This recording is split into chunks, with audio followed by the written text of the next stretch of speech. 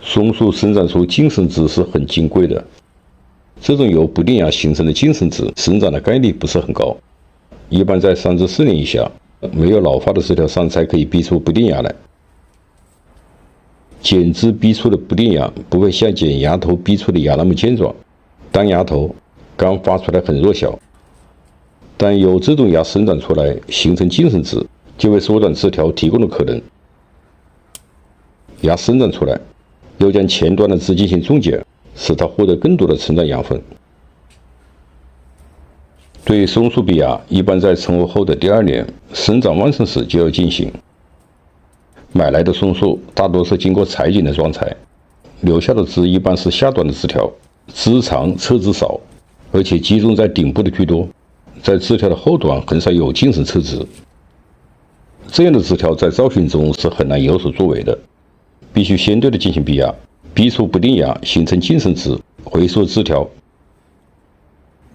像这个黑松，从培育之初就进行了多次逼芽，茎身枝形成进行放养，再进行逼芽，反复多次，逐渐形成丰满的枝条。逼芽操作是松树盆景培育成型的主要手段，由松树的生长特性确定。玩松树盆景造什么样的型可以自由发挥，但不了解或者是不掌握逼芽的方式，形是很难造出来的。松树逼不定芽一般在春秋2季进行，尤其是在春季，休眠后的松树积蓄了更多的养分，加上气温适宜，有足够的湿度，待针叶剪掉枝条，即使枝条后端无针叶，也能逼出不定芽来。这些都是在春季逼出的不定芽形成的茎身枝，枝条处于最下端，获取的阳光和养分少。对这些枝条，如果采取的措施不及时，会因缺少阳光和养分逐渐退化枯萎。到秋季结合第2次逼芽，摘掉一些老叶，把枝剪掉一半，更多的养分就会输送到不定芽上，促使它加快生长。松树逼出不定芽与杂木逼芽的道理是一样的，截取前端的枝条，蒸发量和光合作用减少，这样就会刺激松树发出更多的枝条，获取更多的能量，以达到一种新的生长平衡状态。对松树这种剪枝逼芽操作，与单纯剪去芽头，在顶端逼出更多的侧枝是有所区别的。一是剪去枝条逼出不定芽，与剪芽头的力度不同，剪枝能达到更好的逼出不定芽的效果。2是逼芽的作用有所不同，剪枝逼出不定芽以缩枝为主要目的，剪芽头逼芽以丰满枝盘为目标。我个人觉得很有必要将松树逼芽的操作分为2步去做，先剪枝逼出不定芽，形成茎身枝，将过长的枝飞缩，再逐年剪去芽头，逼出更多的侧枝，以满足造型的要求。这是一棵放养中的黑松，今年4月份做了一次逼芽，枝条生长旺盛，这些枝条的长度基本在10公分以上。像这种状况，只能剪枝逼不定芽。操作实际上很简单，枝条的下端要留针叶，把枝剪短。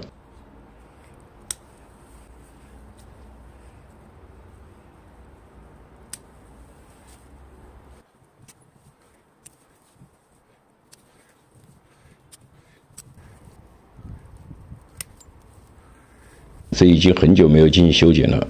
针叶太密，像鸟巢一样，不见光也不透风，像这样最容易诱发介壳虫。养松还是要勤快点。像这种生长过长的枝，剪去芽头是很难在下端逼出芽来的，直接把它剪短。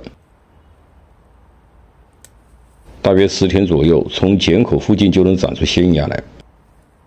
剪枝逼芽枝料多长，依据你所需出芽位去定，但下端一定要留针叶。这种剪枝逼芽操作比较抽象，在前面讲到了，主要是达到缩枝的目的。对松树逼芽采用什么方法，要区分不同的生长状况。树桩基本成型就以控养为主，而不能像这样放任枝条生长，回过头来再把枝剪短，而是通过控养把枝控短，通过剪芽头逼出更多的侧枝。对生长不旺盛的松树，更不能像这样剪枝逼压，根生长弱，剪枝后很难达到生长平衡，剪枝后退沟没有余地，对树的伤害很容易造成枯萎。操作完成，把针叶去掉一部分，让阳光充分的照射进来，这样更有利于不定芽的萌发。剪上端的枝进行逼压，下端的枝就不要做修剪。采用剪枝逼压方法要分步进行。除了黑松进行这种逼压操作，像赤松、白皮松、马尾松等等长针叶的松树都可以进行。这是一盆上盆3年的赤松，这个松可是花了大价钱买来的，800块钱买了一颗下山桩，快递到家土团散了，那个大桩没种活，留下了这棵小苗。赤松的芽头与黑松不一样，偏红色。一根独干小苗，从逼出不定芽到放芽反复进行，才使整个枝干逐渐形成。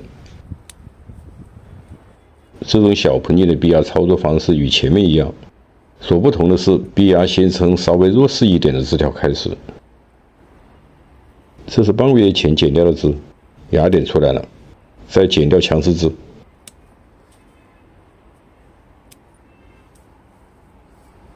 这样的操作主要是对枝条强弱平衡的一种调整。